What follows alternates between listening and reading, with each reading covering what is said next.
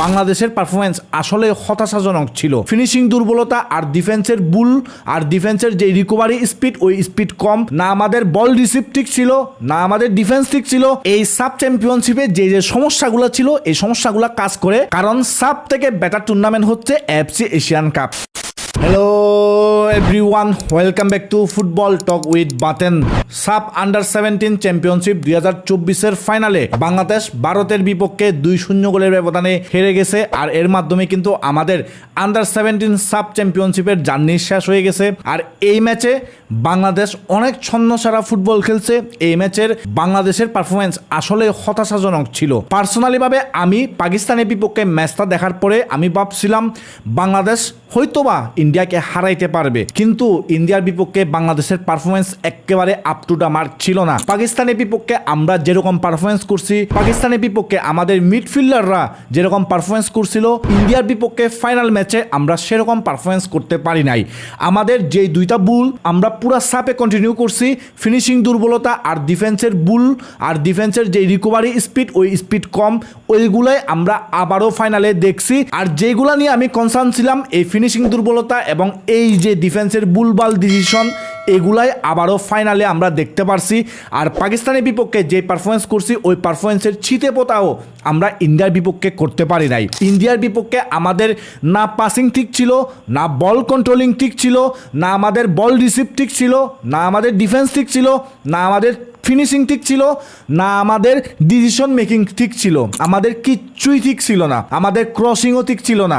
আমরা left wing right wing থেকে মোটামুটি কয়েকটা অ্যাটাক ক্রিয়েট করছি, মোটামুটি কয়েকটা ক্রস করছি, কিন্তু ওই ক্রসগুলা ডিফেন্ড করছে, না হলে ব্লক করছে, না হলে আমরা পিন পয়েন্টে ক্রসগুলা দিতে পারি নাই। যার কারণে মূলত বাংলাদেশ আজকের ম্যাচে ইন্ডিয়াকে ডমিনেট করতে পারে নাই, বা আজকের ম্যাচে বাংলাদেশ ভালো করতে পারে নাই। আর গোলের ক্ষেত্রে যদি বলি, আমি এর আগের ভিডিওতেও বলছি, এবারের সাব আন্ডার 17 চ্যাম্পিয়নশিপ 2024 টুর্নামেন্টে দুইটা বেস্ট টিম ছিল, একটা ইন্ডিয়া, একটা পাকিস্তান। টুর্নামেন্টের বেস্ট টিমগুলোর বিপক্ষে যখন আপনি নকআউট স্টেজের ম্যাচগুলো খেলবেন, তখন কিন্তু আপনাকে চান্সগুলোকে গোলে কনভার্ট করতে হবে, তখন আপনাকে কোনো ভুল করলে চলবে না। যেটা আমরা পাকিস্তানের বিপক্ষেও করছি, কিন্তু পাকিস্তানের বিপক্ষে মিরাক্কেল হওয়ার কারণে আমরা ম্যাচটা ইকুয়ালাইজ করে ফেলে ট্রাইব্রেকারে আমরা জিতে গেছি। কিন্তু ইন্ডিয়ার বিপক্ষে আর মিরাক্কেল হয় নাই। ইন্ডিয়ার বিপক্ষে আমরা দুইটা নাকি তিনটা মতো আমরা বিগ চান্স ক্রিয়েট করছি, কিন্তু ওইখান থেকে আমরা গোল করতে ব্যর্থ হয়েছি। আর আমরা যেই অ্যাটাকগুলো ক্রিয়েট করছি, ওইগুলাতে আমাদের ডিসিশন মেকিংটা ঠিক না হওয়ার কারণে আমরা ফাইনাল ম্যাচে ইন্ডিয়ার বিপক্ষে সুবিধা করতে পারি নাই। সোজা কথায় যদি এই ম্যাচের বর্ণনা দিই, খুবই খারাপ একটা ম্যাচ ছিল বাংলাদেশের আন্ডার 17 টিমের।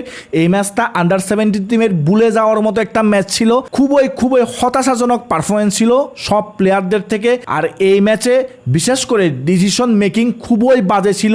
আর ডিসিশন মেকিংয়ের কারণেই কিন্তু আমরা অনেকগুলো অ্যাটাক নষ্ট করে ফেলছি, অনেকগুলো অ্যাটাক থেকে আমরা গোল করতে পারি নাই, বা অনেকগুলো অ্যাটাক থেকে আমরা ইন্ডিয়ার জন্য ভালো কোনো থ্রেট তৈরি করতে পারি নাই।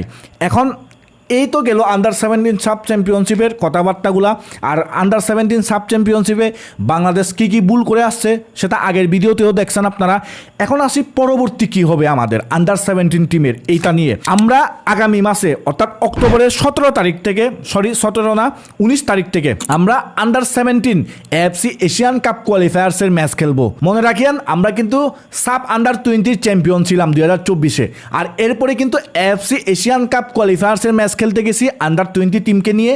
আমরা কত বাজেভাবে হারছি সেটা আপনারা অলরেডি জানেন। এখন আমাদের যে আন্ডার 17 টিম আছে, আন্ডার 17 টিম রানার্স আপ হইল সাব চ্যাম্পিয়নশিপে। এখন পরবর্তী ম্যাচগুলো হচ্ছে এই আন্ডার 17 এএফসি এশিয়ান কাপ কোয়ালিফায়ার্সের ম্যাচ। সেগুলো শুরু হবে 19 অক্টোবর থেকে। এখন আমার কাছে মনে হচ্ছে এই সাব আন্ডার 17 চ্যাম্পিয়নশিপ আমরা হেরে গেছি, বাস এখানেই শেষ আমাদের সাবের জার্নি। এই সাব চ্যাম্পিয়নশিপে আমরা 4টা ম্যাচ খেলছি, গ্রুপ পর্বে 2টা এবং সেমিফাইনাল এবং ফাইনাল। এই 4টা ম্যাচে আমাদের কি কি ভুল ছিল, এই 4টা ম্যাচে আমরা কি কি করতে পারি নাই, এই 4টা ম্যাচে আমাদের কি কি ল্যাকিংস ছিল, আমরা কি কি ব্যাটার করতে পারতাম, ওইগুলোর উপর কাজ করা এই নেক্সট 1 মাস বা নেক্সট 10-15 দিন। তারপরে আমরা অক্টোবরের 19 তারিখ থেকে কম্বোডিয়াতে যেই আন্ডার-17 এশিয়ান কাপ কোয়ালিফায়ার্সের ম্যাচগুলো হবে ওইগুলা খেলতে যাই। এবং আমার মতে সাপে খারাপ করছি, সাপ আমরা জিততে পারি নাই, ওইটা ভুলে গিয়ে এখন আন্ডার-17 এএফসি এশিয়ান কাপে ফোকাস করা উচিত। কারণ সাপ থেকে বেটার টুর্নামেন্ট হচ্ছে এএফসি এশিয়ান কাপ। আর এই এএফসি এশিয়ান কাপ কোয়ালিফায়ার্সের ম্যাচগুলো আমরা পার করে আমরা যদি মূল পর্বে জায়গা করে নিতে পারি সেটা আমার জন্য অনেক বড় হবে। সাব চ্যাম্পিয়নশিপ হওয়া থেকে এএফসি এশিয়ান কাপের মূল পর্বে খেলাটা আমার কাছে বেশি গুরুত্ব বহন করে। এই কারণে আমি চাই সাপের দুঃখ ভুলে গিয়ে আমাদের এখন পুরো দমে কাজ করা উচিত এই টিমকে নিয়ে, যেন আমরা এএফসি এশিয়ান কাপ আন্ডার-17 যে কোয়ালিফায়ার্সের ম্যাচগুলো হবে ওইগুলোতে ভালো করে আমরা আন্ডার-17 এএফসি এশিয়ান কাপের মূল পর্বে জায়গা করে নিতে পারি।